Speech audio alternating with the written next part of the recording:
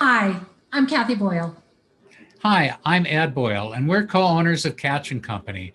For those of you who aren't familiar with Katchen Company is a boutique, full-service real estate firm offering both residential and commercial property solutions.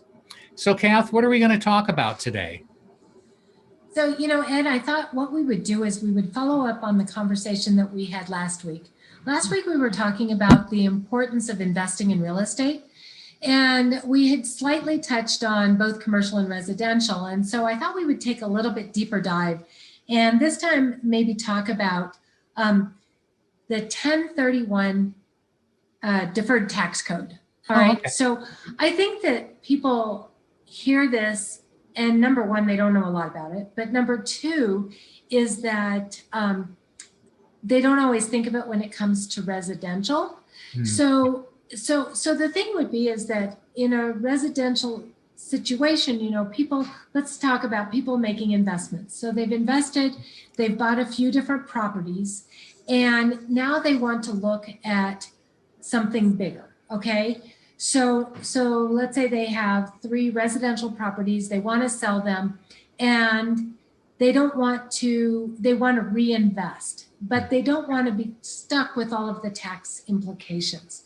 So I thought it would be great to talk about 1031 exchange and their opportunity moving forward.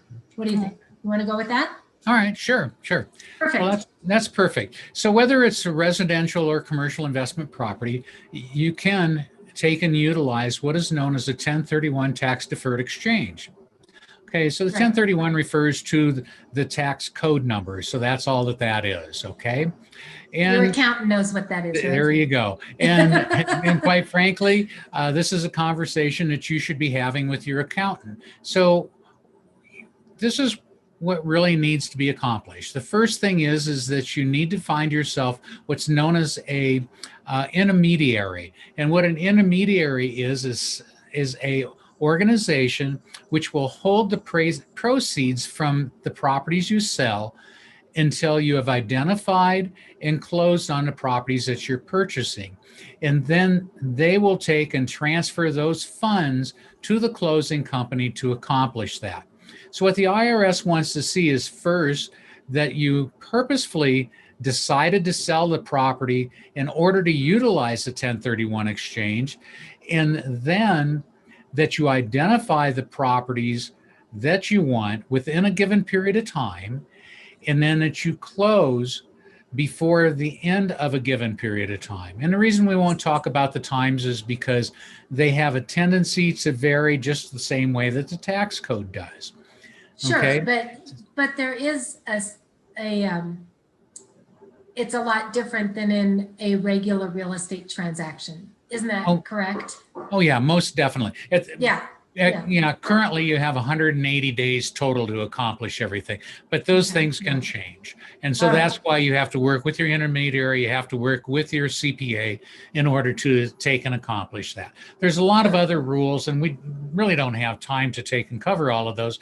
But what you have to understand is that there are requirements. So at a minimum, you have to be investing as much money as you took and sold your properties for. So let's say that you have those 3 residential investment grade properties and you've sold them. Okay, right. The proceeds that you have from them, you have to invest that much in the commercial property that you're going to buy. If you don't, you're going to end up having to pay tax on the capital gains of that portion which you did not take and reinvest. There's also some other things that are necessary, which are that if you had debt on the properties you sold, you have equivalent to the same percentage of debt on a new commercial property that you've purchased. So, Kath, really overall, this 1031 exchange is something which is great for any investor because it allows them to take and use gross dollars instead of net dollars in reinvesting. The key to it is to take and hire yourself a professional real estate agent that understands 1031 exchanges, bring your CPA into the picture so that they have a conversation with you and your real estate professional, and then select an intermediary and bring them into the conversation. And this should actually start before you sell the properties that you plan on taking and moving into a commercial property. I think you make great points. I agree with you on all of them. And, and like we were saying, it can go both directions. It can go from being residential to commercial and commercial to residential, vice versa. So, but definitely the key is before you start working in that realm to get your professionals on board, right? Yep, that's correct. Nice. Well, I think that that's probably as much as we can handle today in the short amount of time that we have. If you do have questions or would like to discuss it further, you're more than welcome to contact us. Again, my name is Ed Boyle. You can reach me at 303-564-5387 or at eboyle@katchencompany.com.